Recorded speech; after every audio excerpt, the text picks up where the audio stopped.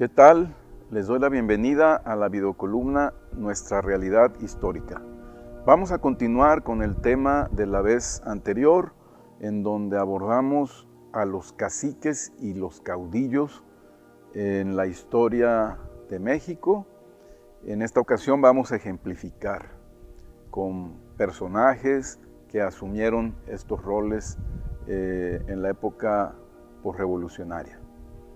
Decíamos la vez pasada que el poder de los caciques está asentado a nivel territorial, a nivel de regiones, de espacios, y que estos caciques eventualmente, algunos de ellos se convirtieron en caudillos, porque en el contexto de la revolución de 1910 entraron a luchar en alguno de los bandos revolucionarios, y después pues adquirieron esta otra parte del poder y la autoridad, que es esta que asociábamos con lo carismático, a propósito de la tipología de Max Weber, y que pues reforzaban sus propias características caciquiles y después caudillescas. Y luego también mencionábamos que había caudillos revolucionarios que no eran caciques anteriormente, pero que pasada la revolución se volvieron caciques en ciertas regiones.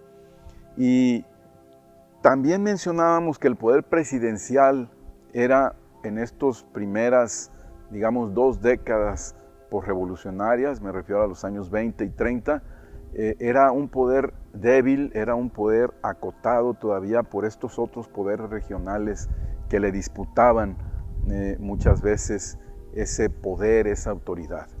Y incluso podemos encontrar una gran inestabilidad de los primeros gobiernos posrevolucionarios. Por ejemplo, Álvaro Obregón, el gran caudillo triunfante del grupo carrancista o constitucionalista, se rebeló contra Venustiano Carranza. Adolfo de la Huerta se rebeló contra Álvaro Obregón. Los generales Escobar y Serrano se rebelaron contra Plutarco Elías Calles. Y ya en los años 30, 1938, un general potosino, Saturnino Cedillo, que había sido gobernador del estado de San Luis Potosí, se rebeló contra el general Lázaro Cárdenas, presidente de la República, en el contexto de la expropiación petrolera, y dicen muchos autores que financiado por las compañías petroleras justamente como una medida de resistencia frente al Estado nacional que había expropiado a estas mismas compañías, sobre todo a las compañías norteamericanas. Y ese fue el último gran desafío de un gobernador, de un cacique regional, Saturnino Cedillo, al poder central de la presidencia de la República, que a partir de ahí empezó a cobrar cada vez mayor fuerza. Sin embargo, todavía en los años 40 tuvimos otro cacique que aspiró a ser presidente de la República, hermano del presidente Manuel Ávila Camacho, que fue gobernador de Puebla, Maximino Ávila Camacho. Incluso hay una novela que está inspirada en él, que es Arráncame la vida, de Ángeles Mastretta. Y bueno, este fue un personaje también terrible, que representaba los peores intereses de la oligarquía, de la derecha, persecutor de agraristas, de sindicalistas, un ejemplo de la corrupción gubernamental.